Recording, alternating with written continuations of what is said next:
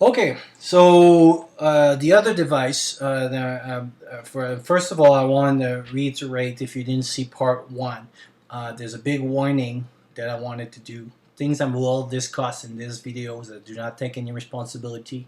I do not uh, it's not a teaching moment or anything like this. It's more to explain or to put concept over there. So it's more for information purpose. I don't take any responsibility for whatever is going to happen.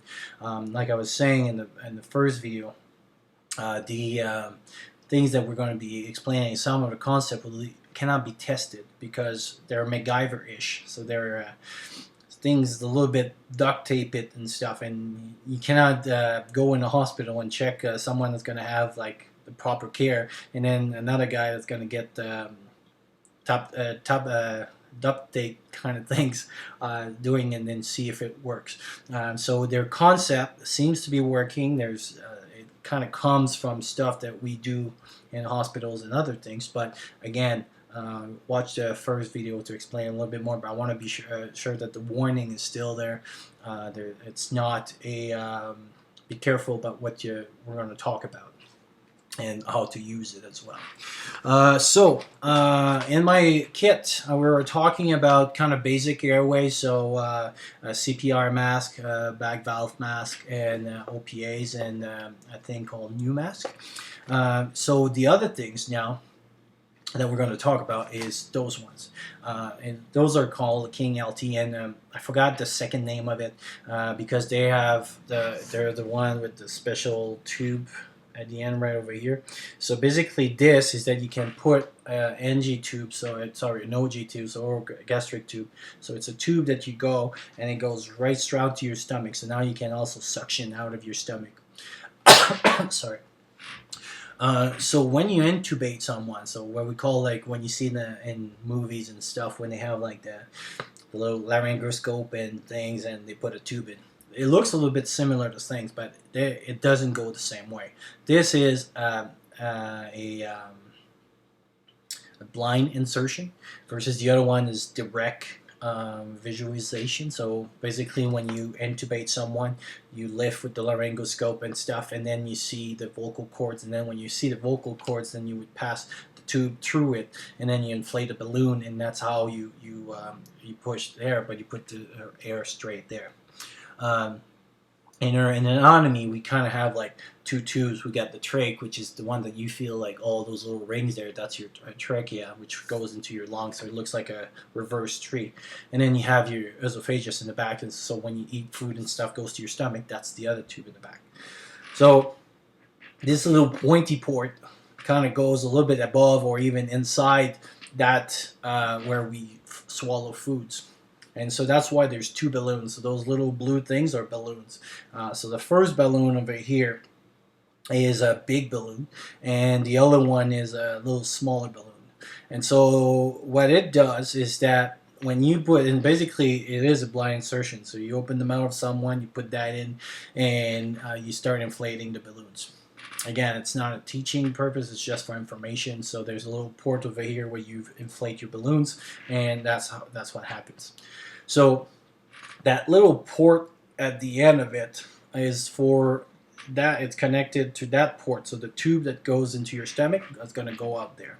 That little balloon, what it prevents is that when you're going to push air in there, will be trapped and won't go to your stomach. It's not 100%, but it will prevent some of it to go in the stomach, make you bloated, and then vomit, all that stuff.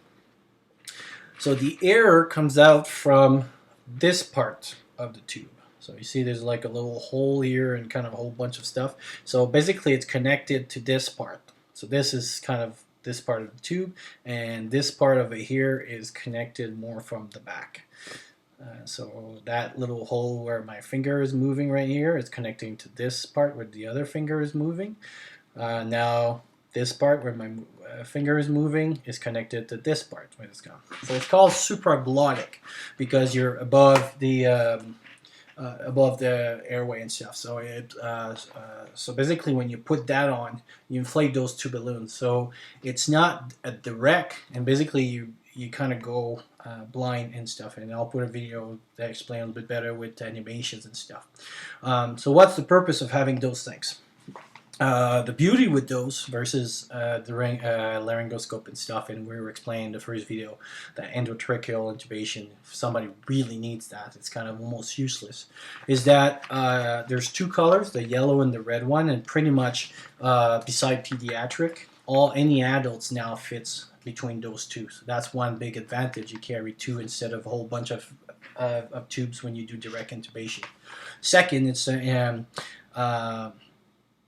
a blind insertion, so you don't need the laryngoscope and all the other stuff that comes with it, with lights and all that stuff.